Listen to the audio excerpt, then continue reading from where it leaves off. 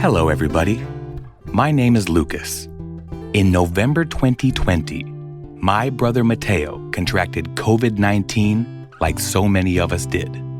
But unlike most of us, he hasn't yet recovered. Mateo is now what is known as a COVID long hauler, a title given to those whose COVID symptoms last more than 3 months. So, yeah. In all this time, he's been documenting his ups, downs, victories, and setbacks through journals, medical records, and love letters to you, the listener. And if he's come to one conclusion, it is that COVID is stupid.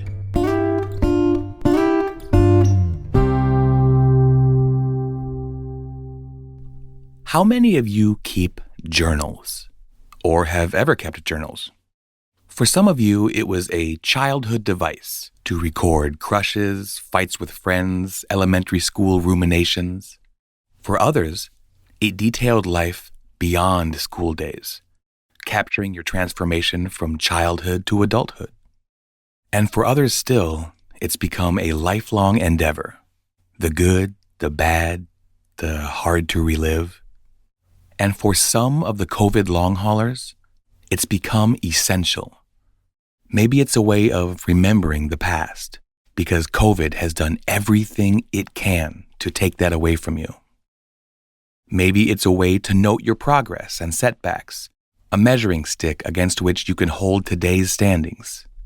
And to others, it may be more than that. You may have already realized what more it is to you, or you may have yet to see. And that is a hell of a concept. But maybe, just maybe, that's a beautiful thing. Here's my big brother Mateo with Temporary Teardrop Tattoo. Hello to all you long-hauling legends.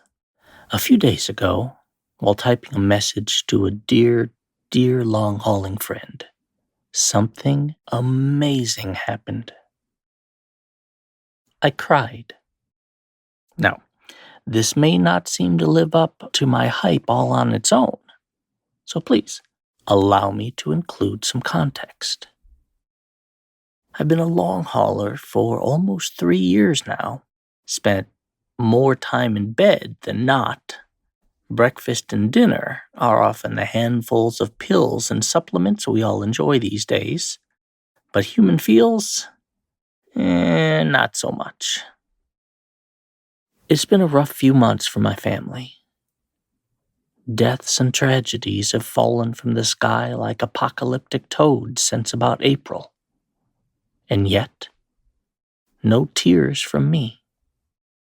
I've had to feel feels vicariously through those around me, offering a shaky shoulder for support whenever I could.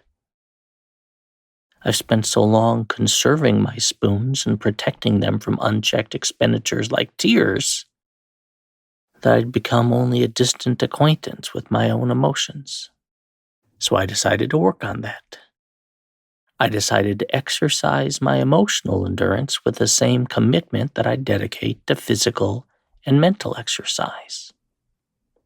To do this, I started reading all my old journals.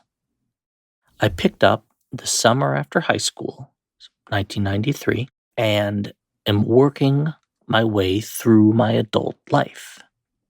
A few pages ago, actually, I found the first mention of the girl who'd someday become wifey. Emboldened by this development and proud of the work I'd done so far, I felt I was ready to tip my toes into the pool of human feels. So last week, at a follow-up with my primary doctor, we made a number of changes to my meds. Notably, lowering the dosages on a couple of the depression-related ones. Hooray for me. That was on Monday. On Saturday, as mentioned above, I was replying to a fellow long hauler about a topic near and dear to both our hearts. How incredibly fortunate we are to have amazing spouses. I also included details about Kiddo, of whom I am proud beyond words. As I was typing, I started tearing up. Then I felt tears rolling down my cheeks. Then it became full-on ugly sobbing. It only lasted for about 20 seconds, but it was amazing. Sure, part of my reward for this release was the joint pain and fatigue that immediately followed, but the more important part was a weight being lifted from my shoulders. And holy hot damn, I hadn't realized how much I needed it.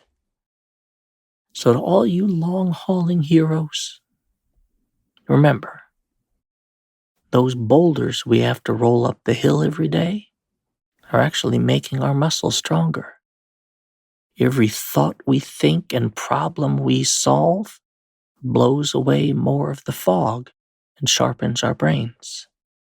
And those feels we feel, and the memories we remember, even the ones that hurt, those are filling our hearts and reminding us why we keep going. So keep going. I love you all. I see you all. I would hug you all if I could. Strength and health. COVID is stupid.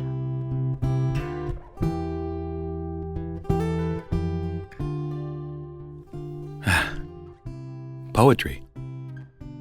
I had become a distant acquaintance with my own emotions. I mean, putting thoughts and feelings into such a way is worth the price of breaking out the pen and paper alone.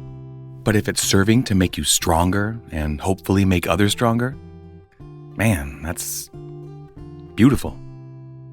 And by the way, I'm well aware that most of us aren't using a pen and paper to journal, but kudos to those of you who are. Old school. For the rest of you, open up a new browser tab and email us at covidisstupid2020@gmail.com. And that's stupid with 2 O's, not a U. Or hit us up wherever you listen to your podcasts. Leave us a message, a comment, a journal entry.